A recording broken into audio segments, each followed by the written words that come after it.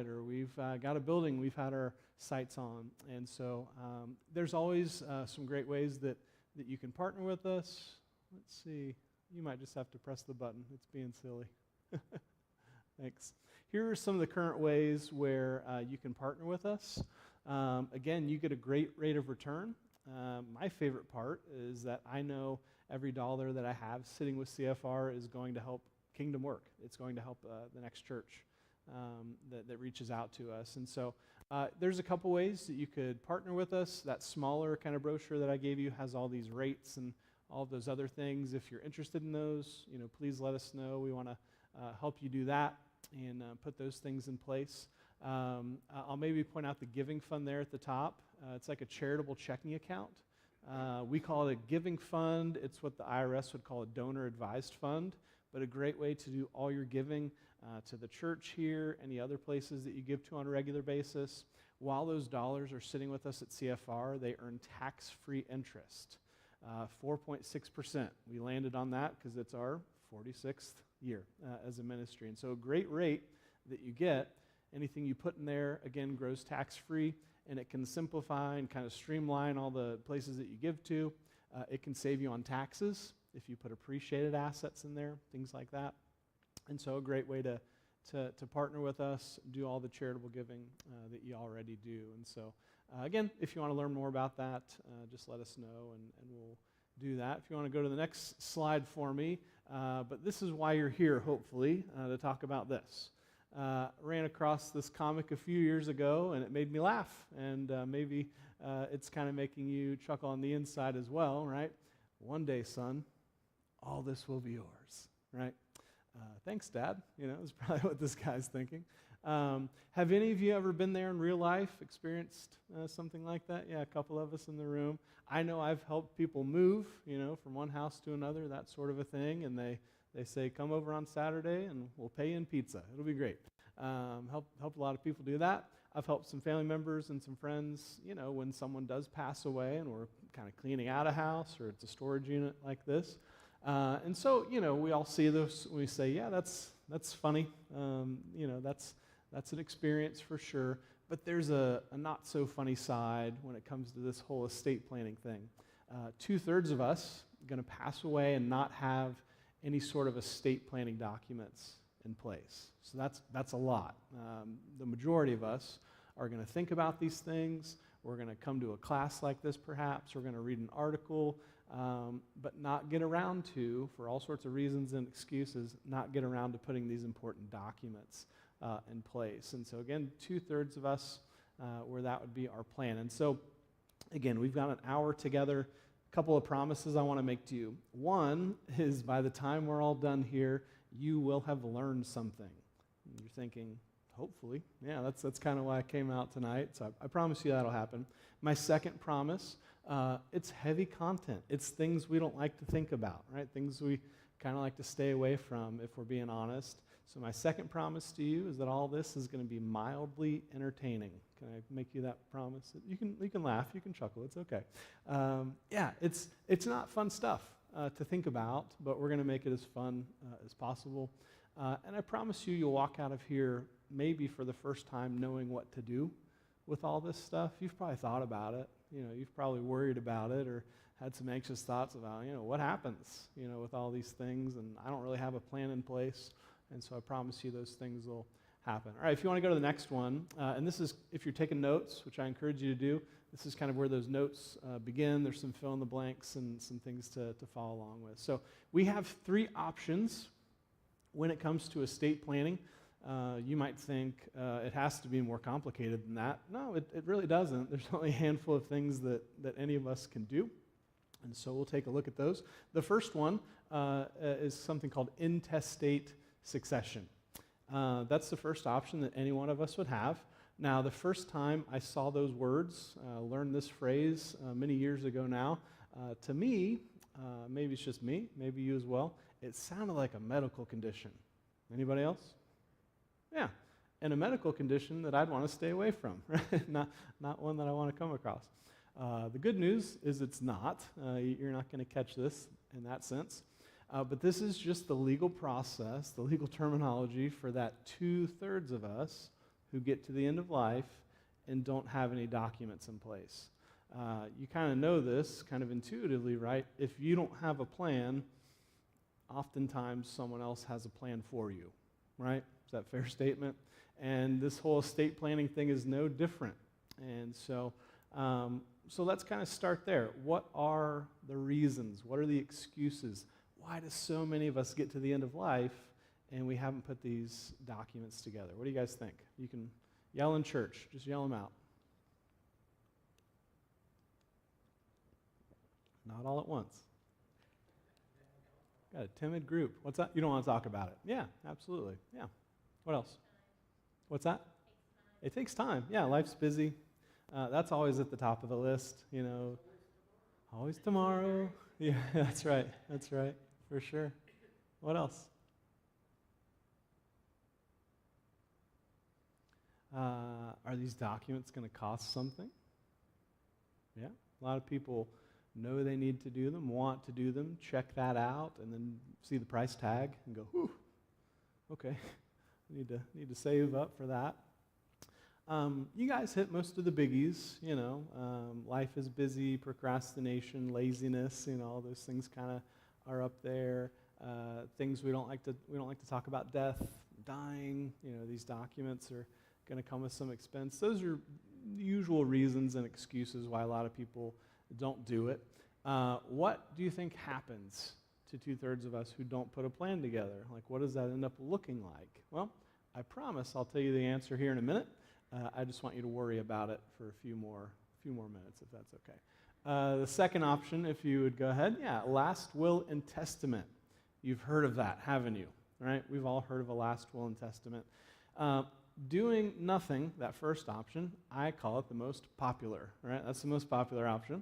It's what most people are going to do, sadly. But a will, I think we'd all say, no, that's the most popular. That's the most common, right? Because that's the one I've heard of and the one that, you know, that's what people have probably. You would think like 8 out of 10 people have a will, right? Just the way it's kind of part of our culture and we understand what a will is and generally how it works. In my will, a lot better than doing nothing, right? Because you actually made decisions. You got to choose people to oversee things. You got to outline beneficiaries. You could do guardians if there's minor children, right? So instead of just worrying about it and life's busy and it's expensive and I don't want to think about it, you actually put documents together and make some decisions. So we could all agree, doing a will better than doing nothing? Yes? Yeah, probably? Yeah. Again, it's the second option of 3. We probably have a good idea about how a will works and, you know, what would be involved with that and kind of the general idea there. So we'll kind of leave that there for the moment. The third option, if you'll go to the next, is called a trust. Who's heard of a trust before? Yeah. Who wants to come up here and explain how trust works? Nobody. No. Jay, that's why you're here. It is. We've heard of trusts, but I think there's some myths and some misconceptions and some ideas. Maybe some of them are accurate. A lot of them, oftentimes, in my experience, are a little off base. We've heard of them, but who needs one, and what do they do, and how do they work? Those are some mysteries for some of us. 2 categories, I think, are helpful when we think about a trust. The first category is an irrevocable or charitable trust. All right, what does the word irrevocable mean? Can't change it. Yeah, permanent. Yeah, that's great. Chiseled in stone, no take-backs. Can't cancel it. Charitable, we all know what that word means, right? Let me tell you where you've seen this maybe play out in real life before. Like, what is an irrevocable trust? How do they work? Oftentimes, it looks something like this. My wife is a professor, and so I'm, around her campus every once in a while down in northern Kentucky. And every college, university campus, I see this. I see this sometimes at hospital facilities or medical campuses. I see it there. But take a university. Next time you're on a campus, maybe, it doesn't say math building, science building, library. Usually it's going to have someone's name on it, right? It might be the Taylor family library, okay? How does the Taylor family get their name chiseled into the side of that building? How'd they pull that off? Money. Yeah, absolutely. They probably went to that university, right? They have some connection to it probably. They went out in the world, made a boatload of money, and then they decided they wanted to do some things with those resources at some point. Why would someone do an irrevocable trust? Why would they do something like that? I think there's a couple reasons. Could we maybe say some people just really like to see their name on the side of a building? Is that fair? Okay, maybe not. Second, maybe is just, just charitable intent, right? They just say, hey, I've got these resources. I want to do something with them. How many of you know there's some tax advantages when I give away, sums of money like that to charitable organizations? And so all that to say, these play out in lots of different ways. But the idea here is that before I pass away, I'm going to start to give away some stuff, right? Maybe I just want to see my name on a building. Maybe I want to avoid some taxes. Maybe I just want to do something charitable, maybe a little bit of all that. And so that's where a lot of times people would set it up. Now, what are you doing? You're giving it away, right? So you can't get it back later. There's no like, hey, I need to get those dollars. Again, it's a gift. Typically, again, that's where we see the tax advantages of all that. So there's a time and a place for those. What about a revocable living trust? So I can revoke it, right? I can cancel it. I can update it. I can amend it over the years. A lot of people who set up a revocable trust, they like the fact that they're not, set in these decisions, and so I can come back to it every once in a while and make revisions to that. Why do you think they called it a living trust? Well, let's ask another question. My last will and testament, that second option, when does that document come into play? I'm dead. Yeah, we really don't do anything with that document until I've passed away. So a living trust, why would they call it that? Well, it can do some things for me while I'm living. Yeah. I might find myself incapacitated, right? I can't speak, can't make a decision, whatever it is. Maybe it's a short-term thing or a long-term thing. My living trust, there's some individuals who can step in, right? If something is wrong with me medically, again, it might be all sorts of different things. But I have some folks in my living trust who can step in and take care of certain issues. And again, it's a trust, right, as we're talking about these things. Those are the three options, right? Not too complicated, hopefully. You can do nothing. You can put a will together. You can put together a trust. And let me say this, 99 times out of 100, if someone were to say, I have a trust, we have a trust, which one is it? Irrevocable or revocable? It's revocable, right? That's most people who have a trust, that's what we're talking about. All right, if you want to go to the next one, I want to think about how these three plans, because there's only three, how they relate to this thing called probate. Who's heard of that P word before? Okay. Every county's got a probate court. There's at least one probate judge over there. Lots of things happen at the probate court on any given day. We're going to talk about most of them this evening. But think about your estate. Think about anything you own that has your name on it, right? That's your estate. It's not just the Rockefellers and the Vanderbilts who have an estate. We all do. And so think about those things that have your name on it. And if you pass away and your name was the only name on that bank account or on that house or whatever it was, we have a problem all of a sudden, right? Because you can't sign things anymore. And so probate, part of its reason is to look at what assets there are, who are beneficiaries, was there a plan, what kind of documents were there, but it's going to be administrative in nature. It's going to provide oversight. Did you have debts? Did you have liabilities? We need to take care of those things before we give money to grandkids and other beneficiaries, right? So it does all those things. And so let's think together. We've got three options. And so if you choose option one, if you choose option two, if you choose option three, are you going to get to go through this legal process called probate? So if you want to go to the next one, we'll kind of think about these one at a time. So you've done nothing, right? That first option. How many? 2/3 of us. It's a lot. Here's how it works. If you pass away, never put a plan together for whatever reason, for whatever excuse, right? It doesn't matter at that point, but you didn't do it. Who makes those decisions? Who decides where those things go? Well, the good news, kind of good news, bad news, people that you voted for, they've decided for you, right? And so every state has some laws on the books that outlines this very situation that happens every day, right? And all day long. People pass away, don't have a plan. We don't just say, what do we do? What do we do? Oh no, right? We say, no, what does the law say? And so, again, good news, bad news, it just kind of depends.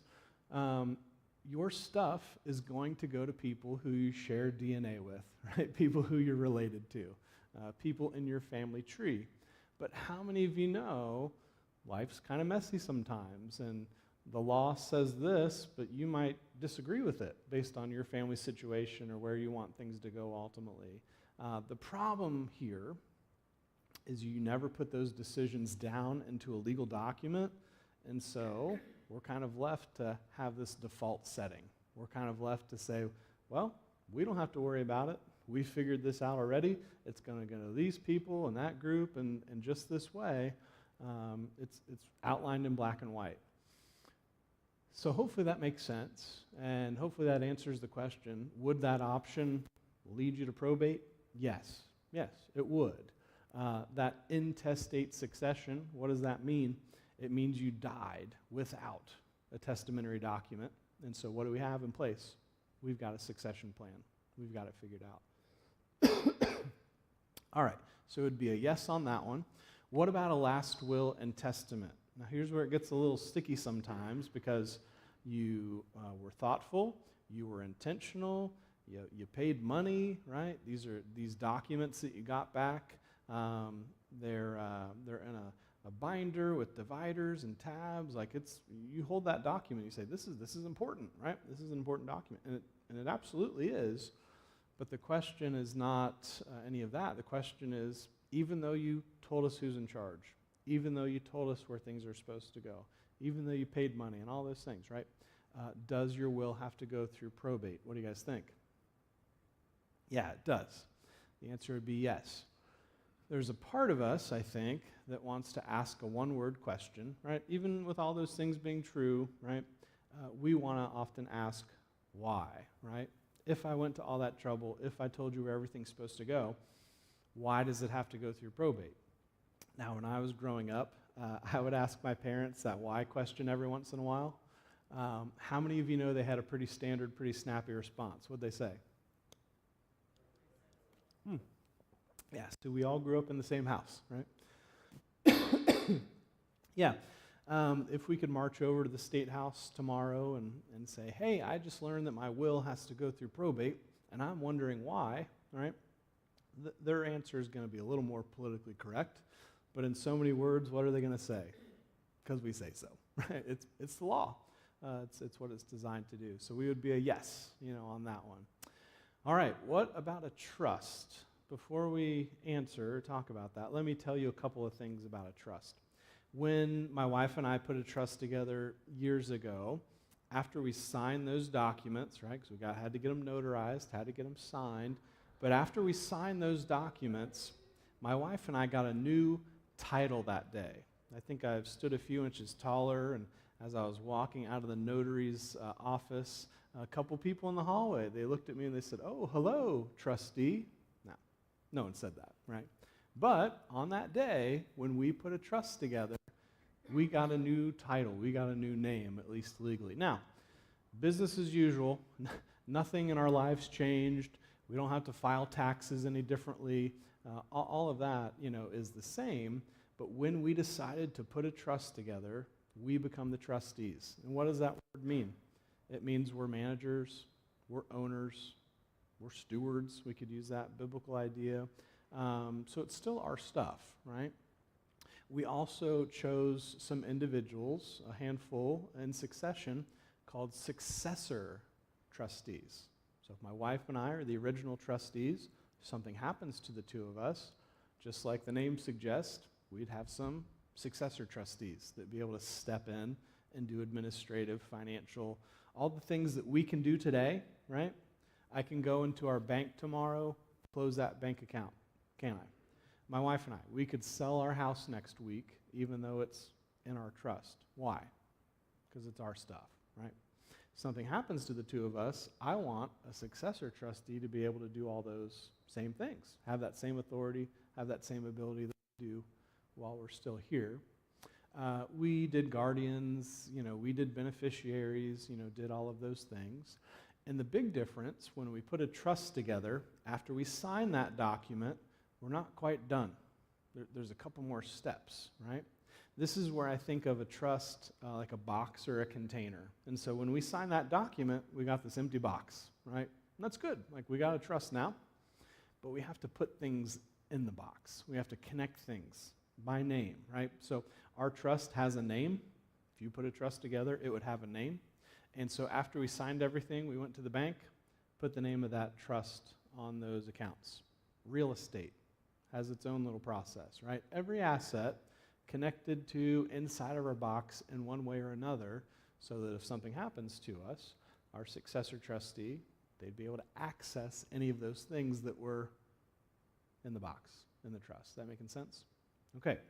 Armed with that information, do you think that a trust would have to go through probate? What do you think? Yeah.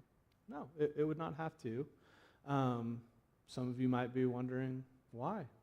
That important question that we asked about a will. And it's kind of the opposite now. Why doesn't a trust have to go through probate? What do you think? Because we say so. No, not me. I don't get to come up with these laws. But that's what the law says. And that's what a trust is designed to do. So you got three options, right? And it's important to think about those three options, but I think even more important to think about where do those three options take me ultimately, right? And so as we're thinking about these things, we have to factor that in. All right, if you want to go to the next one, one of the reasons why a lot of us never put an estate plan together, this didn't come up when we asked about excuses and reasons why we don't do estate planning, but it's one of them, and I've kind of referenced it a little bit. None of us, right? If we talk about ourselves, the bank accounts or real estate or the stuff we have, a lot of people say, I don't have an estate, right? And so I don't need an estate plan, right? It's kind of logical that way. And we could go around the room, right? And I could ask you, you could write it down, we could take an anonymous poll, but if my question to you was, what's wealthy? What's rich look like? Like, give me a number. What is a lot of money, right? Wouldn't we all have a different idea, right? It's an opinion thing. It's a relative thing. Even Rockefeller one time was asked, how much money would be enough? You know what he said? Just a little bit more. Just a little bit more, right? Isn't that how life goes? And so you have an opinion of what a large estate is. And you have this idea in your mind of, if I had this much, or if we had this much, then it would make sense to have a fancy plan and need to do some of these things. You can have an opinion. How many of you know that the state has already decided this for you? They have. Every state has a probate threshold. So you've done nothing, 2/3 of us, that first option. You've put a will together, that second option. You pass away, and your loved ones, family members, whoever, they're settling these things on your behalf, and they're looking around and thinking, rusty old truck, little bank account over here, not too much. Do we really have to probate this estate if it's a small estate? So anyone want to guess? Everybody Ohio, or is there some Indiana in here as well? Okay, a little bit, great. All right, I thought about you, so that's good. Anyone want to guess either in Ohio or Indiana? Because they're different. Every state does this differently. Every state has probate, but the laws can be different. How large do you think your estate would need to be here in Ohio or in Indiana for probate to be triggered? Just, again, you can yell at me. It's okay. Not all at once. Goodness, you guys. Shh. Somebody take a guess. Come on. I don't have any prizes to give away, but it's fun. 20,000. Okay, that's a great guess. Does anyone think it's like 1 million? It's like a big number. No. Smart. All right, go ahead and press that button. 35,000 for Buckeyes and 100 grand for Hoosiers, right? I showed you a couple of other states to show you kind of how that plays out. Again, every state's got a number, but it does vary from state to state. So again, you've done nothing. You've put a will together. You pass away. We're adding up all of your stuff. As soon as you go north of that number that's been decided ahead of time, what do we have to do with your estate? We have to go through probate. Why? Because it's a big estate, right? Now those numbers, you're looking at those on the screen there, and you're thinking, well, those aren't big. That's not a lot of money, right? Those aren't humongous, right? And again, that's the idea. That's kind of the issue with some of this, is we all have an idea of who needs an estate plan and what a lot of money is and what rich looks like and all of that. Meanwhile, these numbers, they stay pretty low. And if you own real estate, if you got a couple acres of land, like it adds up a lot quicker than we think. And so for those of us who have done nothing or even put a will together thinking, oh, I don't have that much, right? Well, you're going to find yourself in probate, pretty quickly, even with a small, average, size estate. All right, you can go to the next one. Let's talk about some reasons why we would want to avoid this probate process, right? Because it's an optional thing. I want you to think about it that way. It's not something you have to do. We've already talked about, a couple surefire ways to get there, like do nothing, right? Your estate will go through probate, and someone else will be in the driver's seat deciding where those things go, right? If you put a will together, still better than doing nothing, right? At least you told us who's in charge and where things are going to go, but we still have to look at it. We still got to oversight and all of that. So we know some surefire ways we can go through probate. We've learned that a trust, can help us avoid that. Let's look at some reasons why. So the first one is the expense, right? So probate is not free. It does cost money, and it's thousands and tens of thousands of dollars, at the end of the day. Now, every estate is different. There's lots of variables, lots of nuance to all of this. But as you're writing these numbers down, the point here is that it's not pocket change. Like it's real money. And so as you're writing those numbers down, I kind of want you to imagine that you're writing a check, okay? So you're writing 10,000, 20,000, 7, whatever it is. And in that payable to line, I want you to imagine you're writing the word probate. Okay. Do you have a smile on your face or a frown? Should be a frown, right? That's the correct answer. All right. Cross out probate. We don't want to do that. We don't want to give them more money than we have to. As you're crossing out probate, I want you to start thinking about people and places. Right? I want you to write your kids' names in there. I want you to write your grandkids' names in there. I want you to write the church. I want you to put a local nonprofit or ministry. I want you to think about a missionary on the other side of the globe, right? Is that frown turning into a smile? Should be. Hopefully you feel a lot better about where those dollars can go now based on your decision of, do I go through probate or not? Because it's very real in that sense. If you decide, yeah, I want to go through probate, know that it's going to cost you something, right? And probate's not evil. It's not the end of the world, right? But I don't know anyone driving out of the church parking lot tonight. It's kind of warm, it's been nice. So you still wouldn't roll down your car window and throw $5,000 out the window.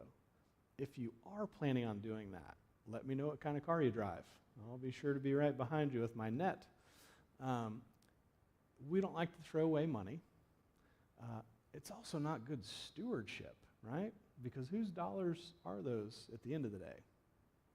They're his.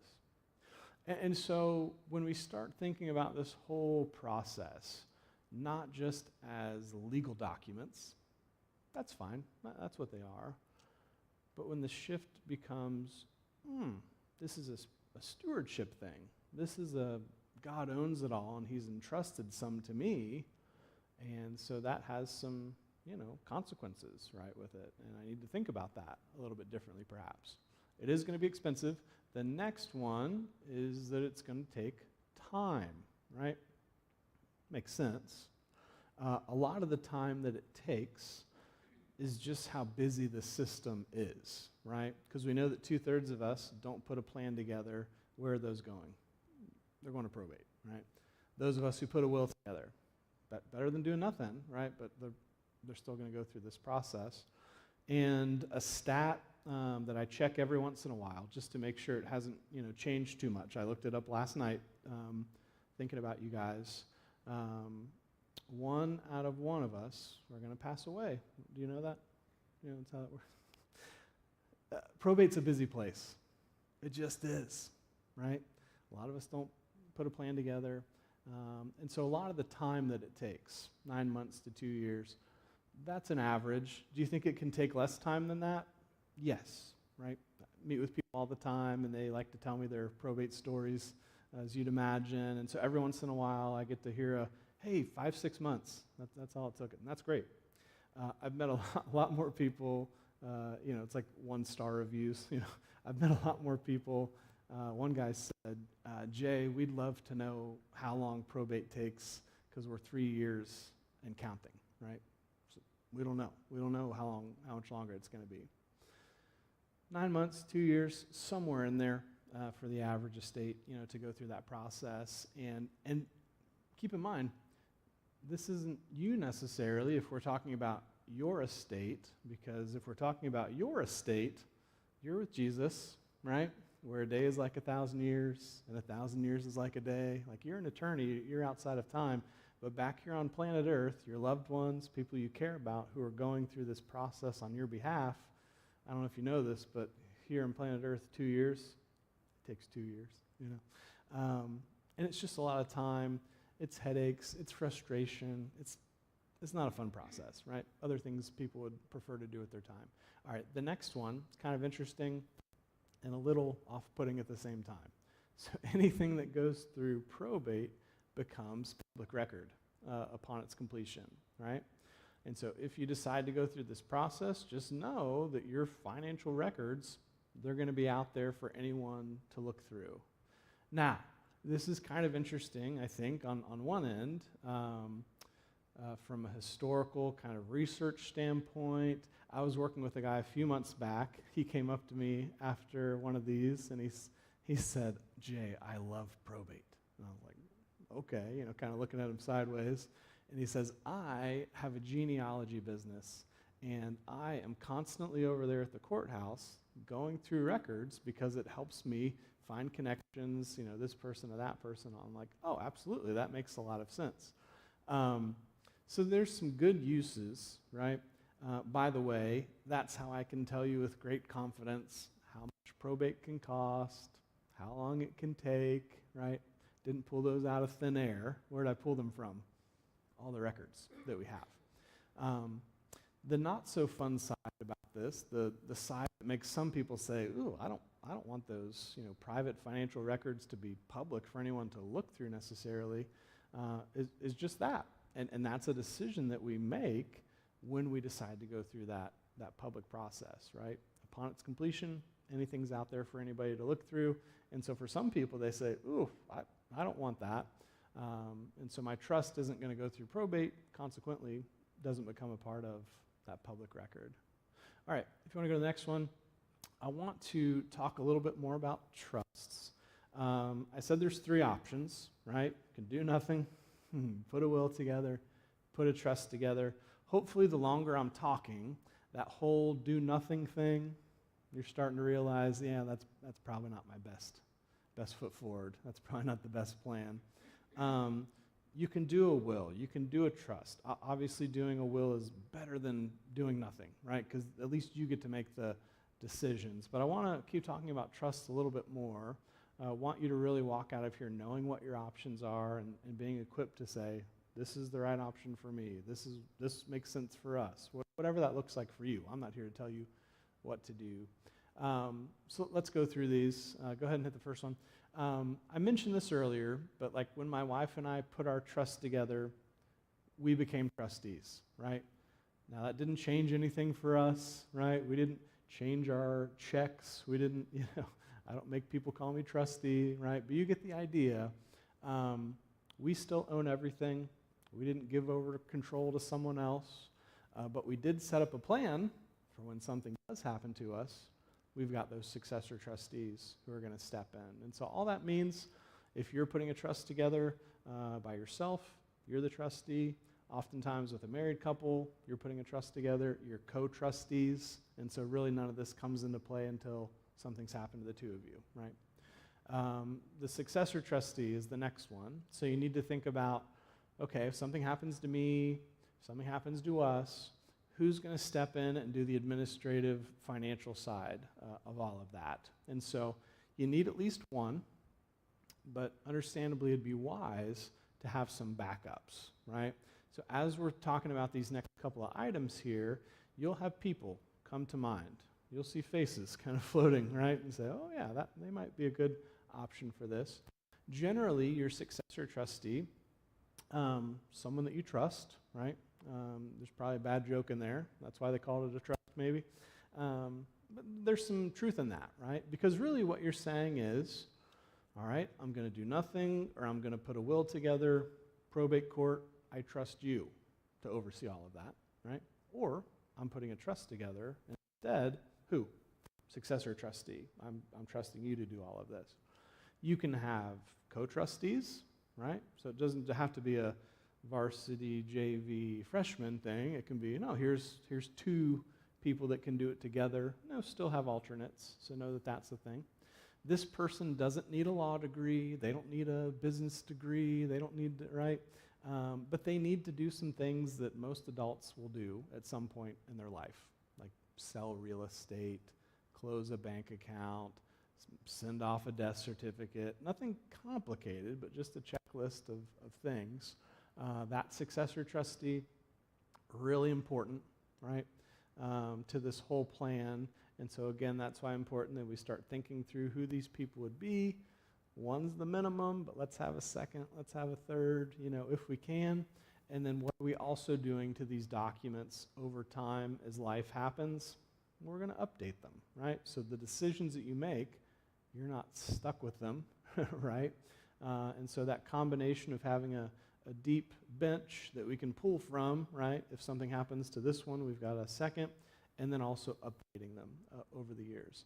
I am my parent's successor trustee, and so not if, but when something happens to them, first, I'm going to go through all those emotions that any loved one would, right? We've all been there in one way or another, people we love.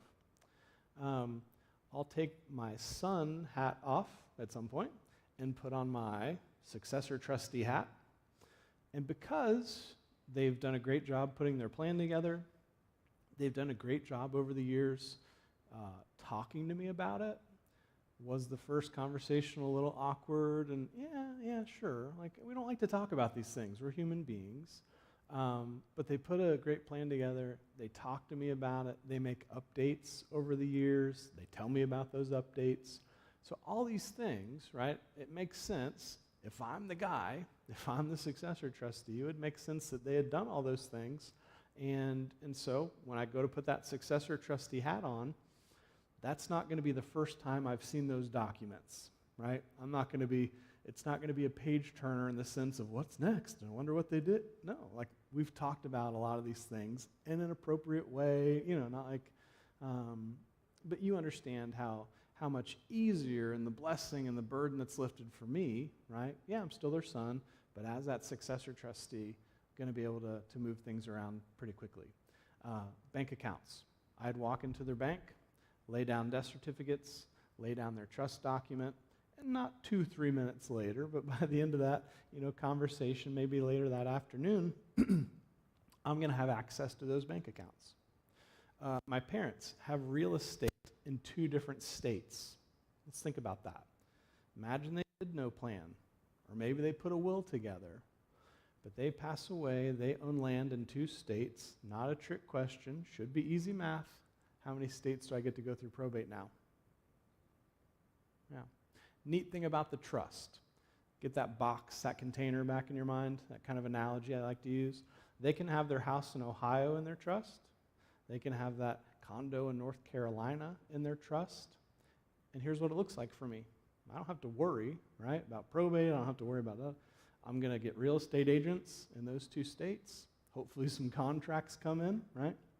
Can my parents sign those contracts when those sell? They cannot. They're with Jesus. But who can? Their successor trustee. Is that making sense? You can see how important this is. So the successor trustee, can't talk about them enough, but let's keep going. Healthcare agents, I think next, yeah. So part of having an estate plan, yes, is going to cover financial things, but also if we find ourselves in a spot medically where we're incapacitated, it'd be nice if at a time I had made some decisions, appointed some people that could be my voice, that could be my advocate. And so as you're putting estate planning documents together, yeah, know that you're going to have a plan for all of those things, but also take the time to put some documents together. This is what's called an advanced healthcare directive or a living will. The living will is more end-of-life type decisions, right? Maybe you've heard that language before. But I know I've been a family member in situations like this. People that I love, people I'm related to. I know I've got a call in more of a pastoral role as an elder at our church, right? Someone's at the hospital, just go be with them, pray with them. So whether I'm related to them or it's like a brother or sister in Christ, right? Never an easy situation, not an easy day. Agreed? But when these documents are in place that outline their decisions, where there's a decision maker, right, and they've had communication around this, those tough days are made a little bit easier, right? A lot less guessing, a lot less wondering, a lot less finger pointing. Not always in a nasty way, but hey, you're the oldest. What do you think they want? I don't know, right? We can avoid a lot of that by, yes, having a plan for the house and the 401k and the car, but let's have some medical documents as well. Hopefully that makes sense. Next one is guardianship for minor children. I'd say this is more important, than anything else we'll maybe talk about. And I'm going to make you say it out loud. If you don't have a legal document in place, right? You've got minors. God forbid something happens to you as a parent or parents. Who makes that decision on your behalf? Talk to me again. State, judge, court, right? Those would all be acceptable answers. But how many of you know those are all unacceptable answers? Because whose job is that? It's yours. It's his parents. It's one thing to get to the end of life because life was busy and these documents were expensive and I didn't want to think about it. And the family's left wondering, who gets the car? Who gets the bank account? Oh, no. We all know it's a lot different when it's that same situation, but now we're asking questions like, who's the right person to raise these kids, and what do you think they wanted, and right? I've met with so many young families over the years, and they'll say things like, yeah, we're going to put an estate plan together, when we buy our first house, or when we have this much, or whenever, right? They're basically saying, when we get rich, right? Then we'll do that. Meanwhile, they're forgetting they've got riches over here, those 3 kids, right? Sometimes estate planning is just about getting some of these things in place so that a judge and someone else isn't making those decisions for you. All right, next one. Excuse me. Name the people and ministries you want to receive your estate. So this is what we call beneficiaries. This is your distribution plan. Because you know this, but when you pass away, you've got to donate 100% of your stuff, right? You got to give it all away. You might be holding on to some things right now, but ultimately, you're going to have to give those things up, and they're going to go to someone else. And so as you're putting your estate plan together, I want you to think about 2 groups. One is people, right? And again, those folks have already popped into your mind. Hey, we've got 3 kids. We're going to split it, 3 ways. Hey, we have an only child. Everything's going to go to, hey, Our kids are great. Let's do something for the grandkids instead. And so, right, you're thinking through those things. That's fun.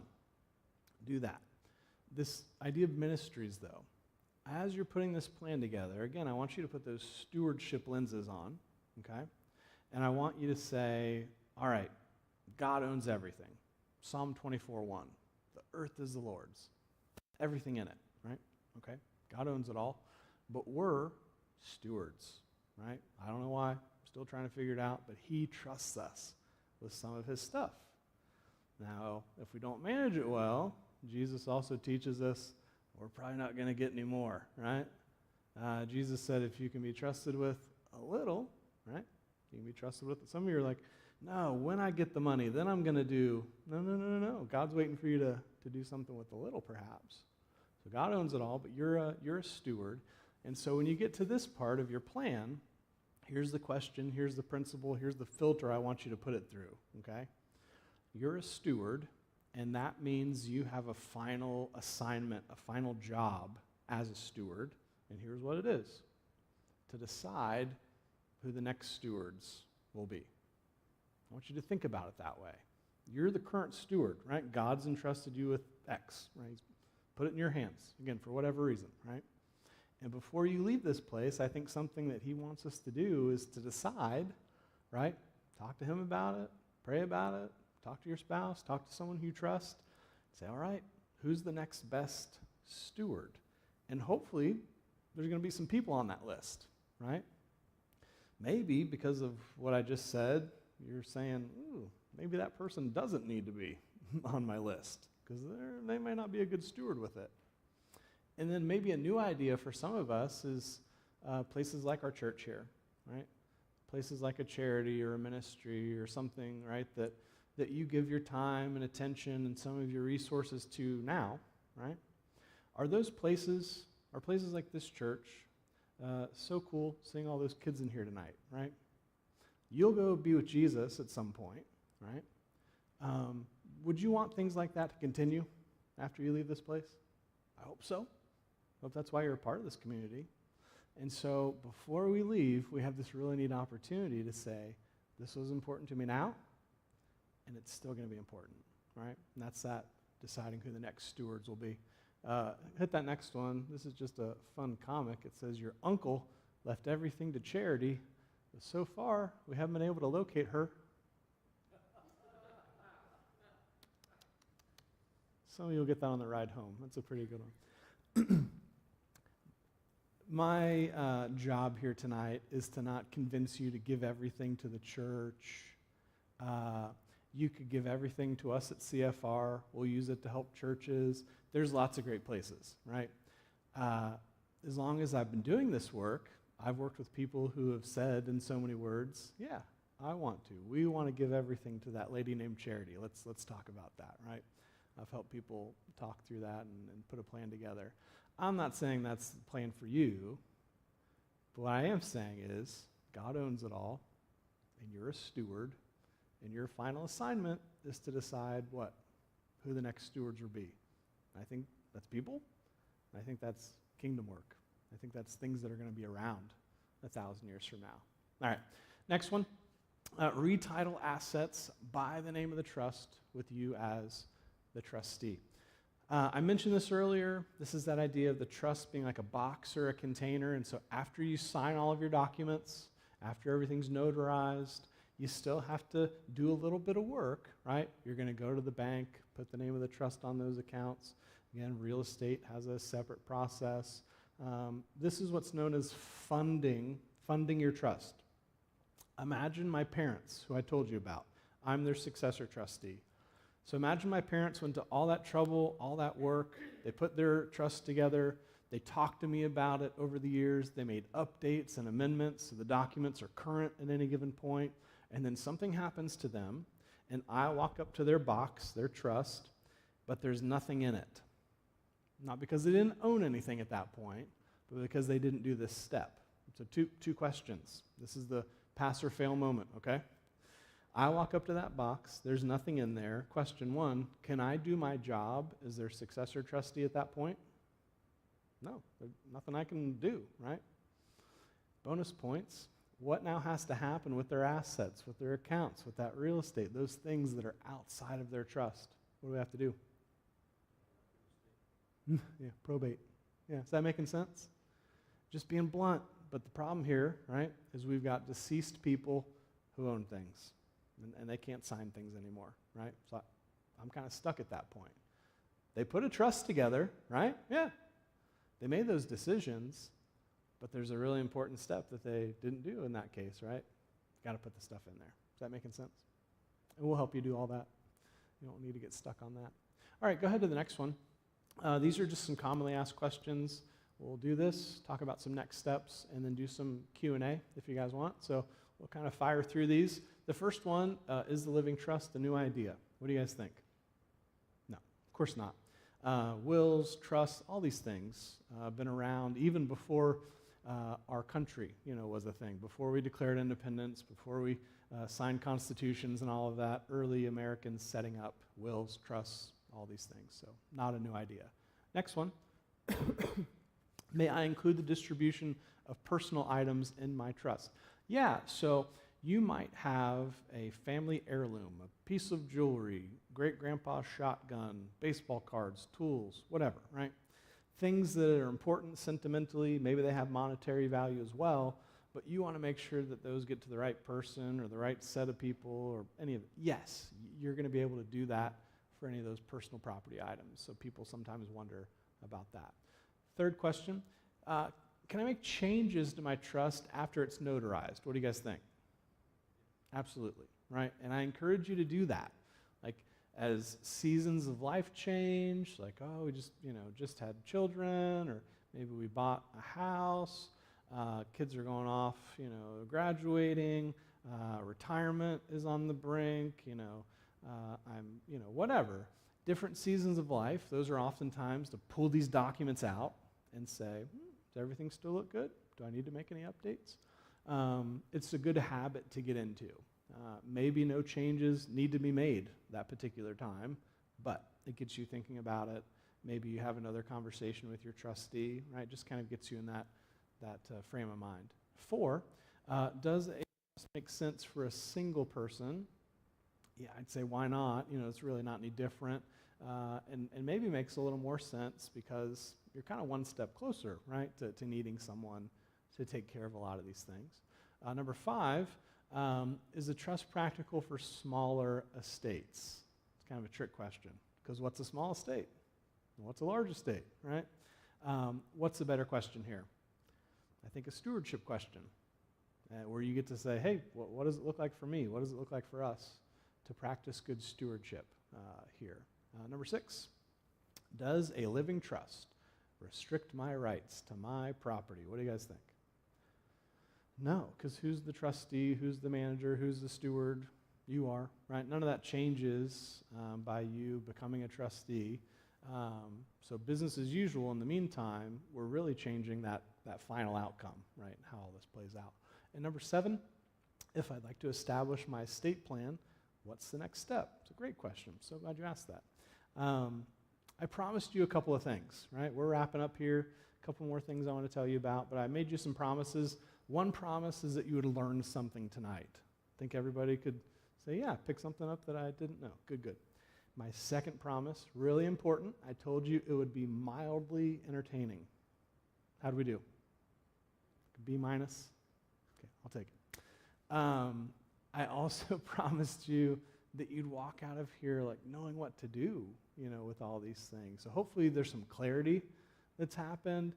Some clouds have lifted, the fog's kind of clearing, and you're like, yeah, this really isn't that scary, and yeah, I think I could do this. And so go ahead and just, go through these next couple. You can probably do 3 more. Yeah. Go ahead and put 1 more. Yep, awesome. So I think you have 3 options when it comes to all of this. Maybe there's more, but I don't think so. And we kind of started with 3 options, and you've got 3 options again. So the first, if you're like, I need to do this, we need to do this. How many of you know in the year 2026, you can go online and do this? Yeah, it's totally a thing. In fact, that third option, working with us, we kind of use something similar, in that process. But places like LegalZoom, Trust and Will, Mama Bear, U.S. Legal Forms, Rocket Lawyer, right? I can rattle off a dozen of them. And some have been around for 25, 30 years. Some have been around for 1 year, right? But they're all kind of using this similar format where it's a guided process, help you make all these decisions, and a lot cheaper than historical, options, get all these documents in place. I kind of think of this like TurboTax in the sense that a lot of us, we can do some of these things on our own now. Yeah, we might have questions, we might need a little help with this or that, but there's resources to where a lot of people can put these documents together pretty inexpensively. Second option is to work with a local attorney or professional. This is what a lot of people have done over the years, understandably, and so back in the day, you would have cracked open the yellow pages, remember those? Nowadays, we'd Google, and find someone to help us. It's a little more expensive, but I think we all understand what that option would be. Your third option is to work with us, and so what that looks like is we'd have you go through a similar process to these other ones, because here's what's true no matter which option you choose. You have to make all these decisions that we've been talking about, right? A lot of people get stuck on trustee, guardian, beneficiaries, and they just never do anything with it. Sorry. So, all that said, we're happy to help you with it. There's no expense to do this with us. We do encourage you to be charitable, kind of like we talked about. It's not a have-to thing. It's not a required thing. But know that if you decide to work with us, whether it's a will, whether it's a trust, healthcare documents, financial power of attorney, everything that we talked about, no expense to do that, and we can get all those documents together for you. So, if you want to go to the next slide, this is kind of the last page in your notes and kind of what you would need if you want to work with us, right? So if that third option makes sense, these 5 steps you'd need to know about. The first step is you can schedule an appointment with me. What is that? It's just a phone call or a Zoom call to, kind of unpack what we did tonight, ask questions, help you get started on the process. If you just want to chat, happy to do that. There's no strings attached. There's no expense for that either. You can use that QR code to get on my calendar, and I'm also going to have my contact information up here in a second. You can reach out to me that way. The second step there, circle it, underline it, because that's a web address, okay? It's freewill.com/trust/CFR. That's where you'd need to go to get started on the process. And again, just kind of like I mentioned, you'll be prompted all these decisions that we've been talking about. So who are the trustees? Who are the guardians? Who are the beneficiaries? Do you want to do something charitable? All of that we've talked about. That's where you'll start organizing all those decisions there. Ultimately, you'll be able to download your documents. They need to be signed, notarized, like I've mentioned. If it's a trust, funding the trust, attaching those assets, and then the 5th step there, you're always going to be able to come back and make amendments, make changes, make updates over the years. And so if you want to go to the next one, this is just kind of what everything looks like. Again, circle that address, underline that. You can go home and get started on this, as soon as you're ready. You can go to the next one. And yeah, go ahead and go one more. Sorry. All right. Here's my contact information. If you want to jot that down or take a picture of that, you can schedule an appointment with me. You can reach out and do it that way. Whatever you'd like to do is there. So if you want to work with us, if you want to schedule a call with me, do you know how to do that? Say yes. Very good. All right. Any questions? Anything you're wondering about? Anything clear as mud that you're like, could you? Yeah. I have a question. Yes. We already have a trust. Mm-hmm. It's about years old. Mm-hmm. It's not been updated in years. Yeah, sure. That's funny. CFR able to help us? Yeah. So depending on, yeah, there's kind of two paths we would look at. First question would be, is everything in the box, right? Right, okay. So, yeah, that would be option 2. Yeah, no, I gotcha. Yeah, we can talk about that, of course. But yes, if you have nothing, obviously, doing something is going to be good. If you have an old will or an old trust and you need to update it, obviously, yeah, that's a part of this. Yeah, sure. Great question. See, she's honest. 20 years old. Yeah. What else? Any other questions? Very good. Well, I'm going to hang out afterwards, and if there's a question you didn't want to ask in front of everybody, totally understand that, so I'll hang out. Is it okay if I pray? And then, yeah, all right. Good. God, you're good, and we're thankful for this time tonight to be together. It's always good to be in your house, always good to be with your people, and God, so exciting to see how you're moving in this place. And God, for the things that we've talked about tonight, God, we ask for wisdom. You've told us we can ask you for wisdom, and you will generously give that to us. And so if there's any uneasiness or uncomfortable or I don't like to think about these things, God, give us peace, give us courage, give us wisdom, give us the things we need to take the next right step when it comes to stewardship. God, we're grateful that you are such a great Heavenly Father, and that you decide to entrust us with not only your resources, but relationships, gifts, skills, all the things you blessed us with that we give you glory for, and then hopefully we share with others. God, we thank you for your Son and the example that he set, and we pray all this in his name. Amen. Thank you. Excuse my cough, kind of getting over that.